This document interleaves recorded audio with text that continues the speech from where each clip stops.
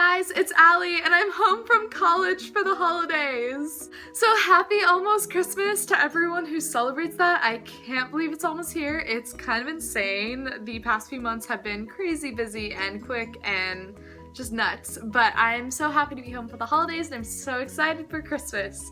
And I just recently finished an awesome book and I'm here to share that book with you today. That book is Station 11 by Emily St. John Mandel. So I finished it about 2 days ago and I'm still in like a trance from it because it was so phenomenal.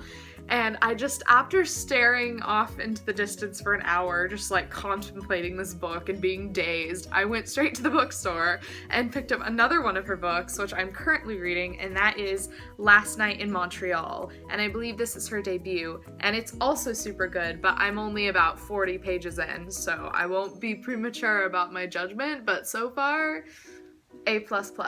So anyway, back to the true focus of the video, which is Station 11. Now, Station 11 came out in 2014 and it was a finalist for the National Book Award, so it's gotten a lot of press. So you probably have heard of it if you're up to date in the book world.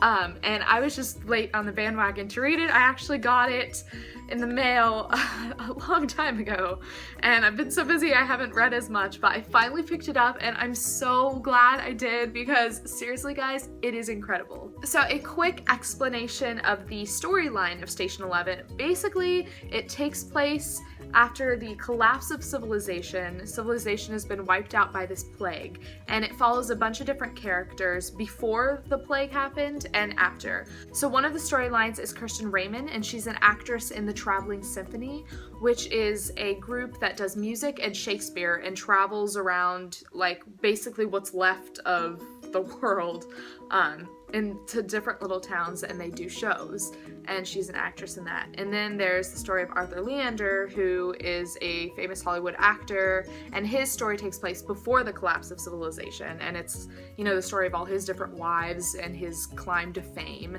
And then there's Jivan, whose story takes place right at the beginning of collapse, like the actual like first night that the plague breaks out and after that.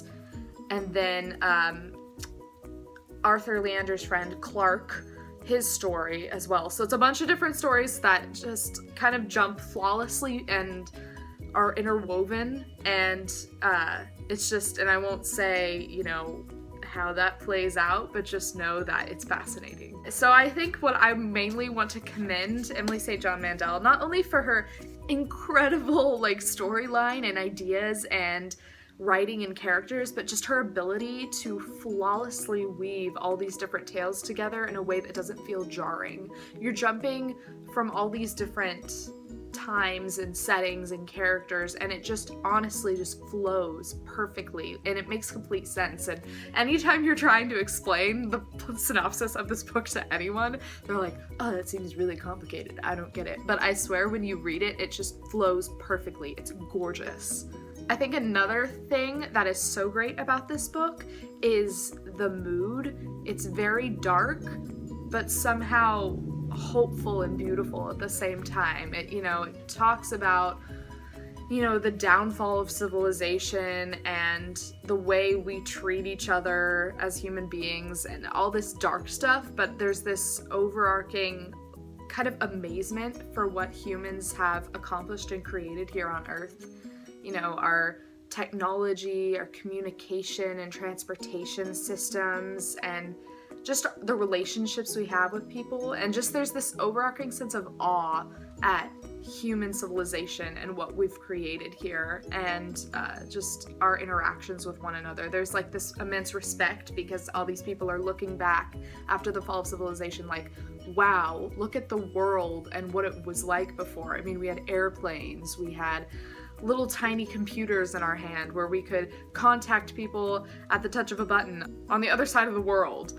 It's just, there's this sense of awe, and it really just makes you sit back and reflect on like, wow, the world is incredible. It's insane, but it's incredible. Another thing I really want to commend Emily St. John Mandel for is her writing. It's beautiful. It's just lyrical and gorgeous, and like the way she sets up her story with all the different storylines, it flows just so nicely.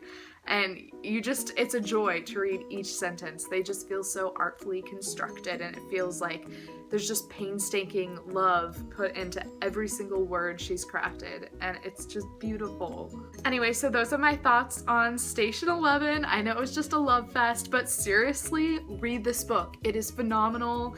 It will stay with you long after you finish the book. It's haunting, it's hopeful, it's artful, it's seriously gorgeous. And there's so many things that are being taken into consideration, like how humans live their lives, the importance of art in the face of survival.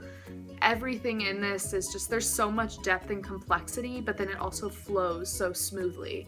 And I just really want to commend Emily St. John Mandel for that, and I'm really psyched to finish Last Night in Montreal and read more of her work.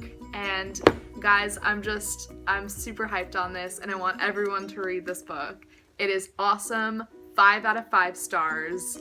Pick it up now. Keep on reading, guys. Bye!